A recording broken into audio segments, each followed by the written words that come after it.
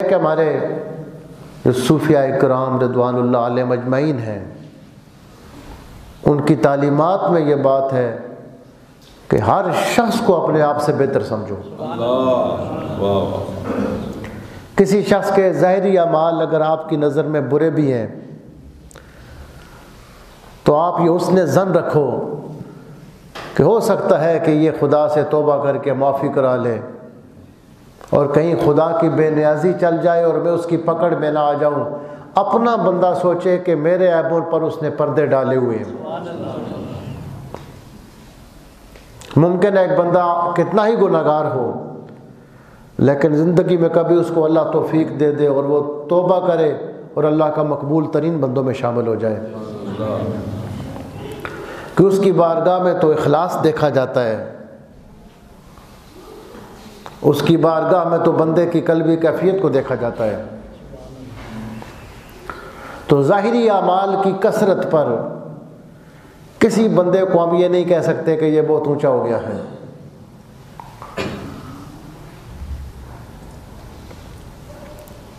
جس بندے کا اللہ کی مخلوق کے بارے میں دل صاف ہو اور اللہ تعالیٰ کے ساتھ اس کا اخلاص ہو، اس کا تھوڑا سا عمل بھی اللہ کی بارگاہ میں زیادہ مقبول ہو جاتا ہے۔ جتنا اخلاص ہو، جتنا اخلاص پہ جا کے بندہ عمل کرے، اللہ کی عبادت اللہ کے لیے کرے، تو اخلاص سے اعمال میں وزن پیدا ہو جاتا ہے۔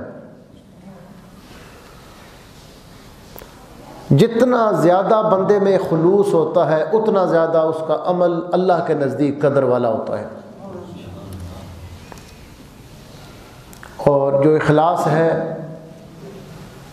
اس کے حصول کا سب سے آسان طریقہ یہ ہے کہ یہ اخلاص سینہ بسینہ آتا ہے۔ آپ کسی ایسے بندے کی صحبت میں بیٹھیں جس کے قلب میں اخلاص ہو، اس کی برکت سے آپ کے دل میں بھی اخلاص پیدا ہو جائے گا۔ سب سے زیادہ اس کائنات میں جو اخلاص ہے وہ انبیاء میں ہوتا ہے، اور انبیاء کے بعد انبیاء کے صحابہ میں۔ یہی وجہ ہے کہ بعد کا کوئی بندہ کتنی زیادہ نیکیاں کرے، پہاڑوں کے برابر سونا خرچ کرے، اور دوسری طرف حضور پاک صلی اللہ علیہ وسلم کا صحابی ایک جو خدا کی بارگاہ میں خرچ کرے اس کا درجہ زیادہ ہے۔ خندق میں ابھی تھوڑی دیر پہلے میں کتاب دیکھ رہا تھا، اتنا بڑا دشمن مقابلے میں آیا عمر بن عبد ود، کہ اس کو دیکھ کر لوگ کانپ رہے تھے۔ اس کا زور، اس کی ہیبت اور اس کا دبدبہ سب کے سامنے تھا، اور اس نے کہا کہ مسلمانوں میں سے کون ہے جس کو جلدی جنت میں جانے کا شوق ہے، میرے مقابلے میں آئے۔ اس نے تانا مارا کہ جس کو جلدی جنت میں جانے کا شوق ہے میرے سامنے آئے۔ 3 بار اس نے جب للکارا تو حضرت مولا کائنات علی بن ابی طالب کھڑے ہوئے۔ کتب حدیث میں یہ الفاظ نہیں ہے، لیکن فضائل کے اندر یہ بات یہاں اتنی بھی لکھی ہوئی ہے کہ جب وہ گئے تو آپ نے فرمایا برز الایمان کلہ الی الکفر کلہ، آج سارا ایمان سارے کفر کے مقابلے میں جا رہا ہے۔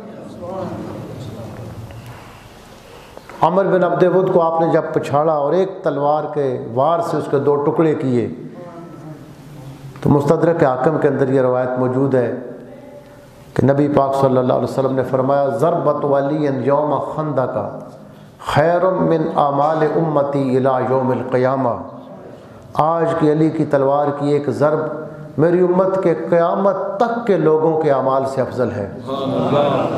دوسری روایت میں آتا ہے میں نے عبادت ثقلین، تمام جنوں اور انسانوں کی عبادت پہ ایک آج کی ضرب بھاری ہے۔ تو جتنے اخلاص کے ساتھ کوئی بندہ کام کرتا ہے وہ اتنا اللہ کے قریب ہوتا ہے۔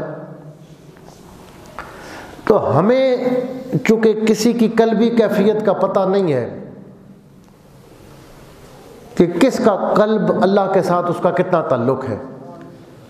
اس لیے ہمیں یہ تعلیم ہے کہ ہم یہ ہر آنے والے بندے کو یہ سمجھیں کہ یہ مجھ سے بہتر ہے، پتہ نہیں اس کا کون سا عمل ایسا ہو جو خدا کی بارگاہ میں مقبول ہو، اور اللہ کی بارگاہ میں ایک عمل مقبول ہو جائے بخشش کے لیے وہ کافی ہوتا ہے۔ وَارْزُقْنِي عَمَلًا زَاكِيًا تَرْضَىٰ بِهِ، جس عمل سے اللہ خوش ہو جائے وہ ایک عمل بخشش کے لیے کافی ہوتا ہے۔